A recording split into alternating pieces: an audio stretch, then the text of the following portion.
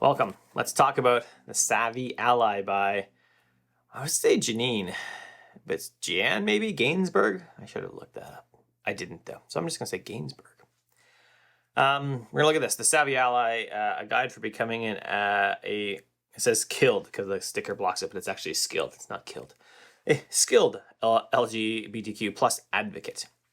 Before we get in there, want to let you know there's two ways to support the channel. Number one is to go to patreon.com/Curtis McHale, become a patron, support the channel.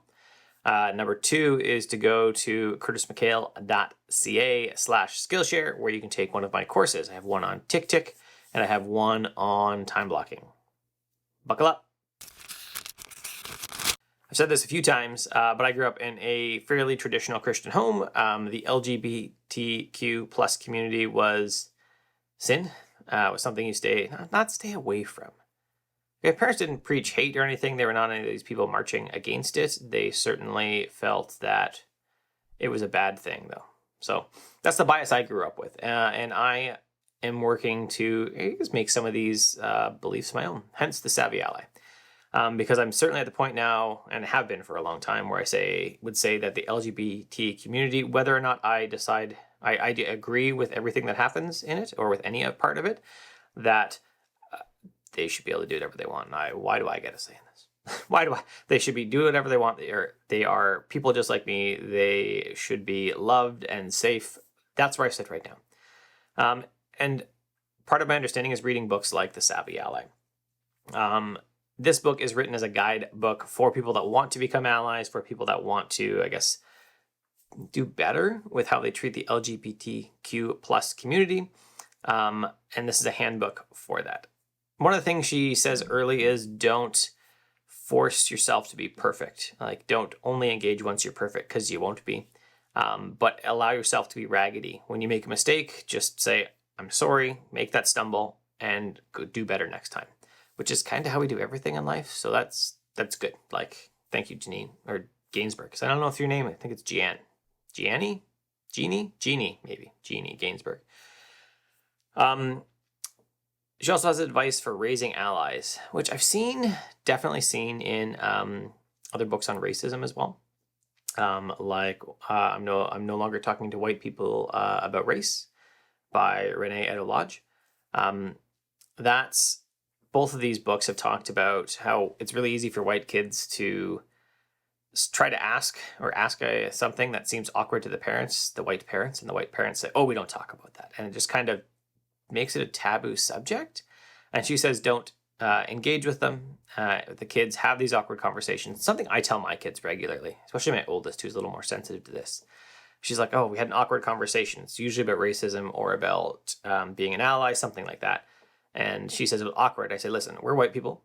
We basically have all the benefits in the world. The very least we can do is have an awkward conversation and engage in it. And she says, I know, Dad. And so we keep having them. And I keep saying like Black people, people of color, the LGBTQ plus community literally lives these awkward conversations, these awkward, we'll say, lives. Every day. The least a cisgender straight white person can do is say, I will engage in awkward conversations. So I tell my kids all the time. Now, one of the most helpful things in here was Gainsburg's, I guess, taxonomy of gender and sexuality. Components of gender and sexuality is what she calls it. She broke it down into 5 components. This is not the only one. She acknowledges a couple others after this, but I'm just going to use hers because it was the most talked about. It had the most detail in there. Number 1 is our biological sex. This is what the doctor says when we come out.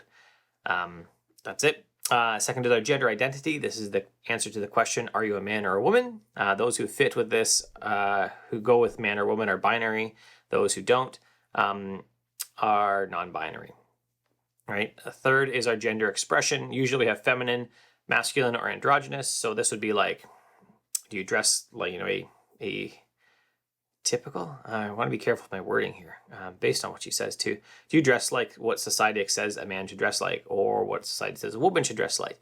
A good note is that this list of characteristics, your behavior, your dress, everything changes based on society and based on time. So something that we would deem, right, North America is not a very touchy place for men, but if you went to spots in Europe, like men regularly hold hands, they're just friends. And here that would be considered, oh, are they gay? You'd wonder if they were part of the LGBTQ plus community. And this is where Gainsburg also says that a lot of homophobic, biphobic, transphobic behavior happens when you do not match, your gender expression doesn't match what society says it should. We actually saw this in Boys and Sex or in Raising Empowered Daughters as well. Both of these books talked about the lengths that men specifically go to enforce the code of manliness. That if they see a man not conforming to the code of manliness, oh boy, he better watch out. Or someone they think is a man, not hitting this, there you better watch out because the men are going to be up in arms. I actually see this, I've seen this lots actually lately. As I've talked about misogyny, I have had, again, the worst comments I've ever had on anything. On YouTube, personal emails about it, about basically how am I betraying, I'm a gender traitor, I suppose, is what you would say. If we went back to, what is it, Life is a Klansman, right? They talk about race traitors there, but I'm a gender traitor, it seems like, to these men, because I'm talking about how basically men are assholes. Okay, fourth component is attraction. This is who makes your heart race. Who are you attracted to, but this is not who you want to be naked with. You could be attracted to men, women, or neither. And finally, we have who you want to be naked with. This is just like attraction. Just like attraction, you can be desired to be naked with men or women or no one. And this may not even line up with your attraction. You may be attracted to men but want to be naked with women.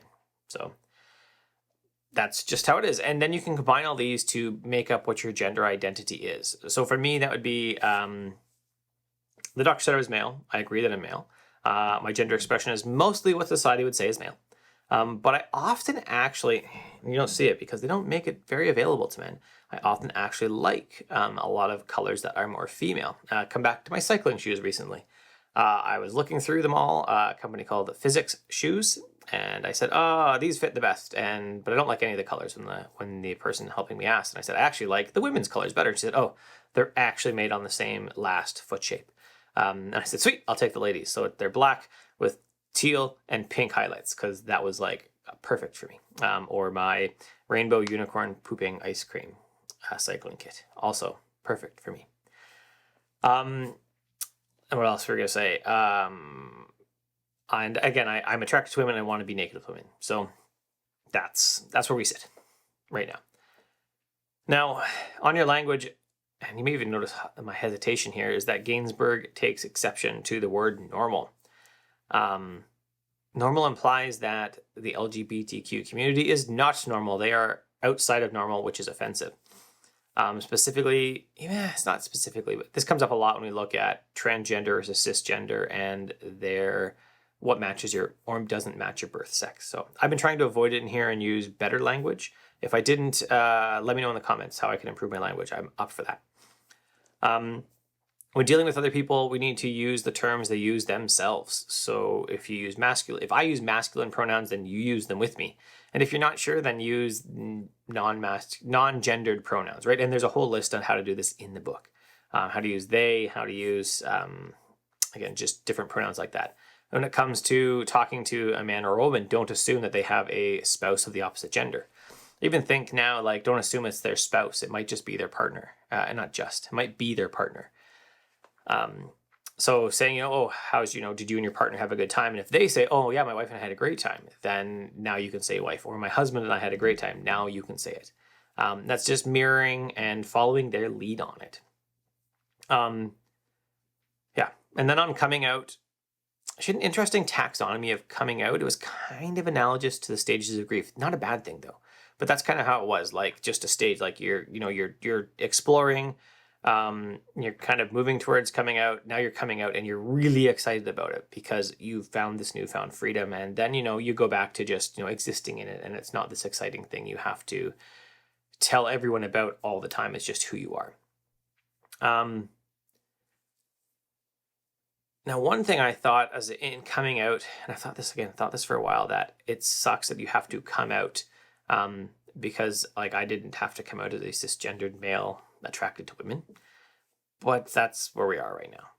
Unfortunately, that you have to. So if one of my daughters decides to like, not decides, if one of my daughters likes women, she has to come out to me, like inform me of this decision in many ways and see what I'll do. As opposed if she likes boys, like we just don't have to talk about it. She just likes boys. That's it.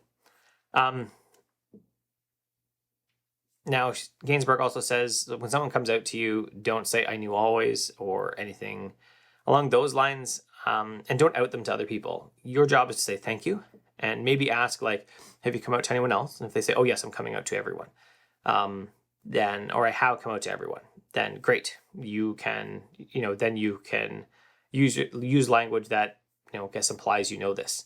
But it's not your job to out someone at all. That's just not your job, so don't. Yeah. And then don't ask if it's a phase is the other big thing. Don't ask, is this just a phase? We don't ask a cisgendered, hetero, normal, and again, not normal, hetero, what society says is normal, thing or person. We don't ask them, is this just a phase? Are you only, am I only attracted to women right now? We just assume that's, that's how it is. We don't say it's a phase. Now, should you read The Savvy Ally by Gainsburg? I forgot how I was going to say her name. Anyway, let's do one last point actually before I really give the recommendation. Start with a quote. It says, equality means everyone is getting the same things and they're being treated the same, but this will create fairness only if everyone has started in the same place and has the same needs. Equity is about giving individuals what they need to succeed or live happily. Page 100. So I bring that up before we get into the full recommendation because I want to talk about safe spaces, and that basically me as a white dude lives in a safe space all the time. It's always my safe space. So when people say, hey, what about the safe space for white people? That's literally where you exist all the time. So of course there's we don't need to have a safe space necessarily because our life is the safe space. Everything around us is the safe space. So just remember that basically if you are a cisgender person, especially if you're a white cisgender person, everything around you is a safe space. Should you read this book? I say yes. Pretty much everyone should read it. Since this, I actually had 2 friends say that their children have come out. One I hadn't seen in a while because I hadn't been riding my bike a lot, but I went in there, talked to one of the bike shop people, and they said, oh yeah, I asked about their daughter, and they said, oh, actually it's not my daughter, but they have now, they've come out. As they're transitioning. I'm not sure the right language to use exactly here, so I will. Please forgive me if I say something wrong. Make a note in the comments, and I will try to do better. And I said, oh, this is a really interesting book. I actually gave them. They thought it was interesting, so I brought a copy back for them. And another friend, her, I think, still son is what they want to go with, is transitioning as well. So I gave her. She has another one of my books, but this is another one that I said I will, lend to her when she's ready to trade books. So yes, I think you should read it. It was very helpful to me, helped me change my language already. Like within reading it right away, I started changing the language I use. Highly recommended book. That's it. If you like the video, thumbs up below, subscribe, hit the bell, and the bell, maybe YouTube will actually let you know when something happens, but who knows? The other ways to support the channel are to go to patreon.com/CurtisMcHale, support the channel, or to go to curtismchale.ca/Skillshare, where you can take my courses on time blocking or my course on tick. That's it. Have a good one.